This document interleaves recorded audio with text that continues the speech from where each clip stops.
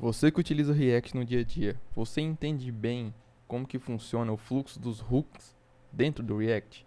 Você entende bem essa fase de renderização aqui dentro do React? Não? Então esse vídeo é para você.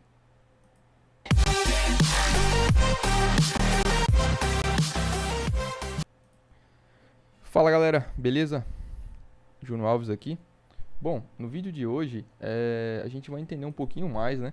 Como que funciona essa parte do React Hook, que dentro do React.js, né? A parte do fluxo, né? Então, o intuito desse vídeo é você entender primeiro como que funciona, o que que é um render, o que que é a parte de renderização, você entender esse conceito de flow, né? Do fluxo dos hooks aqui dentro do React. E a gente desmistificar, palavra difícil, o que são o fluxo dos hooks e o lifecycle, né, que a gente tinha nos componentes de classe no React antigamente, certo? Então, beleza. Antes de mais nada, eu quero dar dois recados aqui. O primeiro é que na quarta-feira, né, dessa semana, saiu um vídeo sobre tratamento de erros no React e a gente entende mais profundamente como é que funciona um error boundary e tudo mais. E aí, se você não viu, né, vou deixar nos cards aqui e na descrição desse vídeo para você dar uma olhada depois. Ficou um vídeo bem bacana e você pode deixar seu feedback lá também, né, se ficou alguma dúvida. E o segundo recado é que os vídeos estão saindo toda segunda, quarta e sexta, né, às 19 horas, beleza? Então, se você não está sendo notificado pelo YouTube aí, se você puder entrar aqui nesses dias às 19 horas, já vai ter vídeo novo no canal, beleza? Então, bora lá, né, para o que interessa. Bom, primeiro ponto aqui, né, a gente precisa entender o que é renderização, né? Então, renderização nada mais é que um ato, né, de obter um produto através de um processamento digital, ou seja, a gente tem como se fosse um item bruto, a gente passa por um processamento e tem, né, o resultado final. Isso seria a parte de rendering, né? Então você pode aplicar isso para renderização de vídeo, renderização de imagem, né, elementos 3D e tudo mais. Mas aqui no React, né, como que funciona? O que seria essa parte de rendering no React? É a transformação dos nossos componentes em um DOM node, né, um elemento da DOM ali. Certo? Então é basicamente isso, a gente o React pega os nossos componentes que a gente criou e transforma isso no elemento DOM, certo? Beleza. Tá, qual que é o conceito aqui por trás do React Hookflow, né? A gente tem essa imagem aqui, os créditos aqui eu vou deixar pro Donovan, não sei se é assim que se pronuncia corretamente, mas ele que fez esse diagrama aqui. Tá até aqui o GitHub dele. Ficou muito bom esse diagrama aqui, dá para entender bem como é que funciona. Dentro do React a gente tem essas três fases, né? É a fase de mount, né? De montagem, a fase de update, de atualização e a fase de unmount, né? Quando o componente ele é desmontado. Na fase de montagem, né, a gente tem esse fluxo aqui. Então, primeiro a gente vai rodar o React, né, a gente não. Primeiro o React ele vai executar os lazy initializers. O que são isso? São funções que a gente passa para os nossos estados, né, na inicialização do estado. Então, quando você declara lá, tipo, state, set state, use state, e aí você vai passar tipo um boolean, alguma coisa assim, você passaria uma função. Então essa função, esse estado, essa parte de inicialização do estado, ela vai acontecer primeiro aqui, né? Vai ser o primeiro item que o React vai executar na parte de montagem do seu componente. Beleza. E depois tem a parte de renderização, né? Então, continua aqui. Depois ele executa também a parte do... Então, seguindo a ordem aqui, depois vai ter a parte... Isso dentro de mount ainda, né? Tem a parte de renderização, né? Que continua a parte de função de render. Tem a parte de atualização da DOM. Isso tudo acontece aqui no mount, então vai seguir nessa ordem, né? Inicializa os states. Continua aqui o fluxo de renderização. Então as inicializações aqui elas acontecem antes do render, né? Depois vem o render. Depois vem o update da DOM, né? O React atualizar a DOM ali. Depois, o React ele vai executar essas funções aqui, né, de cleanup, né, que é o... Opa, desculpa, não, aqui, ó. Aí primeiro ele vai executar o layout effects. Não sei se você já utilizou, né, o React ele tem o hook, né, use effect, que a gente usa bastante, mas tem um use layout effect, que ele acontece, o fluxo dele é um pouco diferente, né, do use effect que a gente está acostumado. Então, primeiro ele vai executar aqui na parte de mount, ele vai executar o use lazy effect. Depois ele vai, né, pintar o nosso browser ali, né, então ele vai fazer toda a parte de exibir em tela, né? E depois, no final, ele executa os efeitos, né? Então aqui seria executado o use effect. Olha o tanto que o use layout effect ele acontece antes do use effect. Porque o use effect ele é o último item aqui, ó, do nosso fluxo, né? E o use layout effect ele acontece antes, né? Alguns momentos antes aqui, certo? Agora partindo para a parte de update, né? Em update, o que a gente tem? A gente executa a parte de render, né? Igual o primeiro item aqui, né? Na fase de update. Segue o fluxo de renderização. O React ele atualiza a DOM. Ele executa no update. Primeiro ele executa as funções de cleanup, tanto do layout effect quanto do use effect, né? Depois ele executa, então ele executa primeiro a função de cleanup. O que é a função de cleanup? É aquela função que você coloca no return do seu use effect, do seu use layout effect. Aqui lá é a função de cleanup, né? Então ele acontece nesse momento, né? Acontece antes, depois ele executa a função que está dentro do seu use layout effect ou use effect. O browser é atualizado ali, né? Com as atualizações que o React fez na DOM. De novo, aí executa a função de cleanup do use effect e depois depois executa a função que está dentro do use effect, de fato.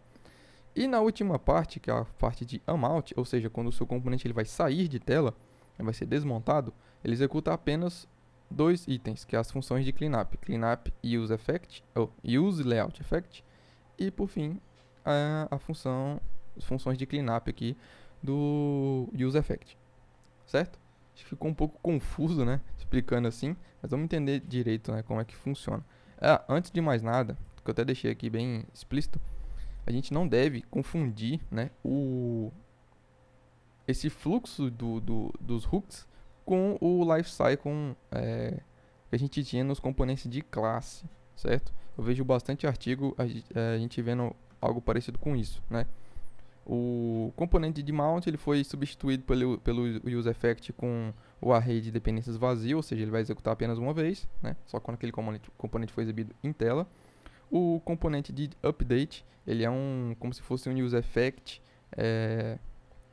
sem array de dependências, né? Ou seja, ele vai ser executado toda vez que algum estado, alguma coisa...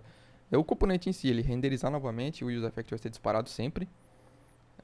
E o componente will unmount, que seria um use effect com a função de cleanup, né? Então, ele executaria essa parte de cleanup aqui quando o componente for desmontado, né? A gente não pode, né? Isso aqui é uma forma um pouco errada, né? Da gente entender como é que os hooks funcionam no React. Porque o conceito deles por trás, por baixo dos panos, utiliza closures, né? Para você que não sabe o que são closures, closures são quando a gente cria, né, uma função que ela retorna uma outra função, né? Que a gente cria um contexto léxico, né? Se você não entende bem o que são closures, né, deixa nos comentários aí que eu posso trazer um vídeo, né? Falando só apenas sobre isso, que é um conceito um pouco mais avançado de JavaScript, né? Não é nem de React. E a gente consegue entender mais, né? Como é que funciona, como é que os hooks funcionam por baixo dos panos ali e tal. E algumas regras que os hooks têm também, que a gente acaba aprendendo, né? Decorando no dia a dia, mas muitas vezes a gente não sabe o porquê que elas funcionam daquele jeito, né? E a gente entendendo closures, a gente consegue entender muito dos porquês que os hooks têm alguns padrões, né? Algumas regras a serem seguidas. Mas beleza. A gente não pode, né? O que eu queria deixar claro aqui, a gente não fazer dessa forma, né? A gente não pensar dessa forma aqui, né? Esse modelo mental aqui não é muito legal. Talvez no início, né? Quando você, tipo, você já está acostumado com componentes de classe e você está migrando para hooks, e assim fica um pouco mais fácil de associar uma coisa com a outra, mas não é bem assim que funciona, tá? Eles não são equivalentes, né? A gente não pode comparar os dois. Beleza. Essas três etapas que eu tinha explicado antes, né? A parte de mount, update e unmount. Então, pô, a parte de montagem é quando o componente é exibido em tela, né? Então, executa todo aquele fluxo quando o componente é exibido em tela. A parte de update, né? Quando que ela acontece? Quando que um componente ele é atualizado, ele é re-renderizado, né? Quando os componentes pais ali, eles renderizam de novo. Quando ele recebe novas props, toda vez que um componente ele recebe props novas, ele renderiza novamente. Toda vez que um estado dentro do componente ele é modificado, o componente ele renderiza. E toda vez que contextos, né, acontece alguma alteração no contexto, toda a árvore de elementos que estão abaixo daquele contexto, né, todos esses componentes vão renderizar novamente. Um exemplo aqui para ficar mais claro, vou deixar aberto aqui, ó, que seria o seguinte, ó. Imagina o seguinte, a gente tem essa árvore de elementos aqui, a gente tem um componente main, dentro do main tem uns dois componentes filhos, que é a sidebar e o header, e dentro do header a gente tem um componente de profile. Eu vou começar daqui desse item aqui, né? Então, toda vez que o componente profile ele receber props novos aqui do header, por exemplo, ele vai ser renderizado novamente, né? Ele vai ser re-renderizado. Né? Toda vez que algum estado aqui dentro do profile ele mudar, o componente profile vai ser renderizado também novamente. Se tiver algum contexto que está abraçado só apenas aqui o profile e acontecer alguma alteração nesse contexto, o profile também vai atualizar novamente. Agora, se os componentes pais aqui, no caso, por exemplo, o header, se o header atualizar, ele re-renderizar, o componente profile, mesmo que nenhuma dessas outras aqui, esses outros itens aconteçam, ele vai renderizar novamente, certo? Então, e o main aqui é a mesma coisa. Se o main atualizar, se o main renderizar, o sidebar renderiza novamente, o header renderiza novamente e por consequência o profile renderiza novamente. Então, o fluxo aqui de renderizações aqui, quando que um componente ele renderiza, são nessas 4 ocasiões aqui, certo? E o mount, né, é quando o componente ele sai de tela, quando ele vai ser desmontado. Quando, por exemplo, o usuário ele está numa página e ele vai para outra página, né? Então, toda vez que ele sai de uma página, o componente ele é desmontado e é montado aquele componente correspondente à página que ele está indo, né? Página destino. Beleza? Bom, ciclos de renderização, né? Tem esses detalhes aqui de render batching. Pra você que não sabe o que é render batching, já tentou fazer algo parecido com isso? Você setar executar, né, duas funções de set state aqui no mesmo estado na sequência. Você vai ver que isso daqui ele vai te retornar, ele vai ter um comportamento diferente do que você está esperando. Por exemplo, vamos supor que o state aqui ele valia 1, né, inicialmente, e aqui eu estou somando 1 mais 1, que vai dar 2, aqui seria 2 mais 2, né? Então eu vou somar a primeira parte aqui com a segunda parte, certo? Mas não vai ser isso que vai acontecer, né? O que vai acontecer aqui é que vai ocorrer o render batch, né? Que a gente chama aqui que o React ele tem esse conceito de render batch, que é o que? Ele vai agrupar esses set states aqui, que eles são do mesmo estado, eles estão alterando o mesmo estado e eles estão na sequência, né, um após o outro. Então o que acontece? O React ele vai executar apenas o último, né? Ele vai juntar essas duas chamadas aqui de set state e vai executar apenas o último. Ou seja, se o state inicial ele era 1, né, e aqui ele vai pegar, vai ignorar o primeiro aqui vai executar apenas o último. E o último aqui seria 1 mais 2 seria 3, né? Então o resultado é diferente do que a gente estaria esperando. Então nesse primeiro ciclo de renderização aqui, eles seriam não seria um para cada ciclo, né? Tipo, não seria um set state em cada ciclo. Os dois entrariam no mesmo ciclo de renderização, certo? E depois disso a gente tivesse uma função assíncrona aqui, né? Fazer a requisição HTTP para um servidor, alguma coisa. Essa parte aqui seria no ciclo 2 de renderização. Então aqui já seriam 2 ciclos de renderização. E aqui esses dois últimos aqui é a mesma coisa, né? Mesmo o problema daqui de cima. Então aqui também seriam feito o render batch, né? O React executaria apenas o último aqui, a última chamada do setState, né? Como é que a gente pode corrigir isso daqui, né? Uma forma seria assim: a gente passar uma função para o nosso setState e no parâmetro aqui da função a gente tem acesso ao current state, o estado atual naquele momento. Ou seja, se o estado nesse ciclo de renderização ele foi ele era 1, né, inicialmente, como eu dei um exemplo anterior, então aqui vai ser 1, né? Então ele vai pegar o 1 mais 1, e aqui embaixo ele vai pegar o current agora, depois que ele atualizou, esse current aqui agora, ele mudou, né? Porque ele está pegando nesse exato momento. Então aqui inicialmente seria 1, né? O state aqui seria 1, e aqui eu estou pegando 1 mais 1, vai dar 2. Aqui nessa linha 2, o current state agora ele já está valendo 2, porque ele foi atualizado ali em cima, e aqui na função eu já peguei o valor atualizado dele naquele momento. Então seria 2 mais 2, aqui seria 4, que é o que a gente esperaria no exemplo anterior. E aqui corrige aquele erro lá. Não seria um erro, né? Seria essa parte de render batching, né? Então a gente pode deixar explícito que a gente quer pegar o estado naquele momento. Então não atualizar com o estado anterior, certo? E isso aqui seria para cada fluxo aqui ele teria o acesso o state naquele momento. Um exemplo para ficar mais claro, a gente entender esses exemplos aí na prática, seriam o seguinte, né?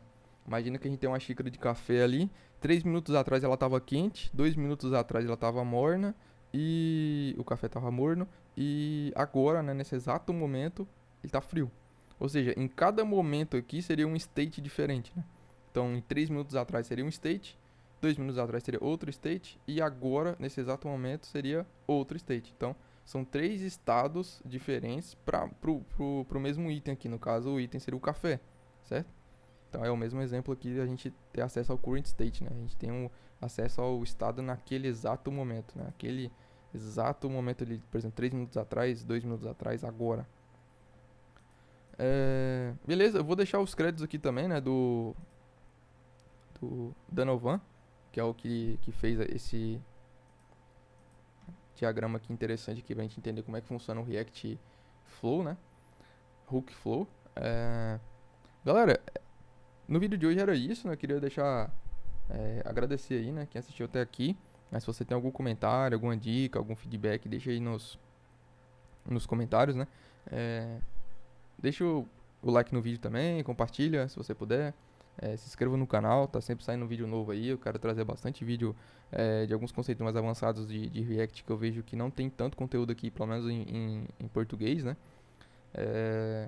E deixa sugestão de vídeo também, né? Coisa que você tem dúvida no React ou em desenvolvimento web no geral, JavaScript, que a gente pode trazer um vídeo aí, né? Abordando esse assunto, e você pode aparecer no vídeo aí, né? Sugerindo o tópico do vídeo, né? Beleza? Então é isso, galera. Valeu, falou e até a próxima.